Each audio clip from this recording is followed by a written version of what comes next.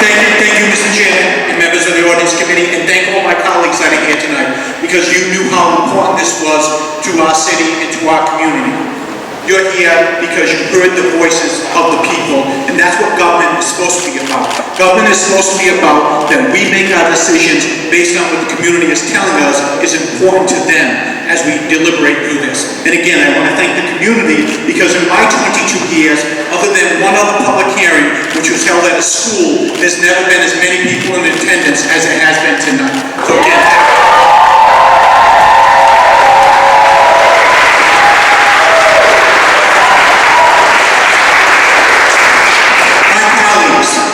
as I said from the very beginning, this is historic legislation. And historic legislation is difficult and hard to vote yes for, because you're changing the way that society has always expected society to operate.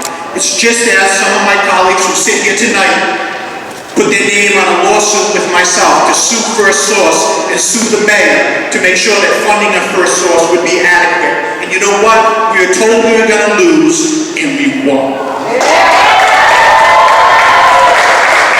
Some of my colleagues that sit here tonight, when the state legislation lied to us and said we were going to get more state aid to education if we got rid of residency in the city of Providence.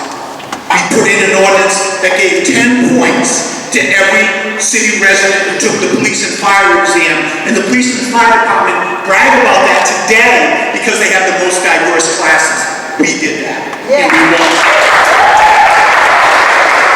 We were also told, when we put in legislation that prevented banks from turning off electric and gas in apartments in the city of Providence, and the realtors sued us, and the bank said there would never be another loan written in the city of Providence. We won that court case also.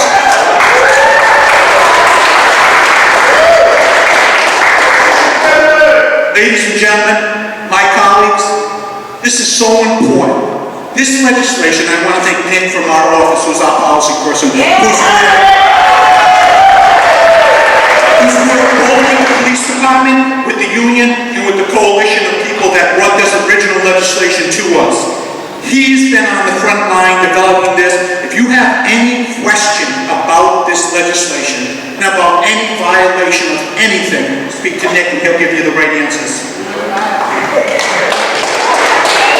Ladies and gentlemen, first of all, I want to answer a few of the other questions that came up. One, in regards to the pretext stops. We just want to improve upon them. We want to make sure, because this is where minorities are racially profiled the most in pretext stops, and we want to make sure that we improve upon that moving forward. The gang database, even in meetings with the police department, they don't even have the criteria right now which puts someone on the gang database. So I don't understand how that can be cumbersome when you don't even have the criteria today, right now, as we sit here.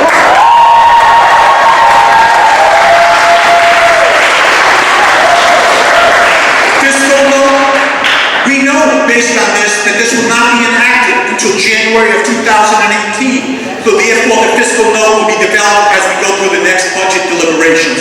No concern for that right now. And the attorney fees, right now, if a judge wants to, they can attach those attorney fees to a case. So we're not stepping outside the law in regards to that. My colleagues, this is tough. This is a big decision. I ask my colleagues to stand with me and make sure that we listen to the community. The community needs to know once and for all, just as we did in all those other things, when we sued for First Source, when we did the territories for people who live in the province, when we stopped the banks from turning electric, that we know that we support them. And I say to the police, if you cannot serve our community, therefore you cannot protect them.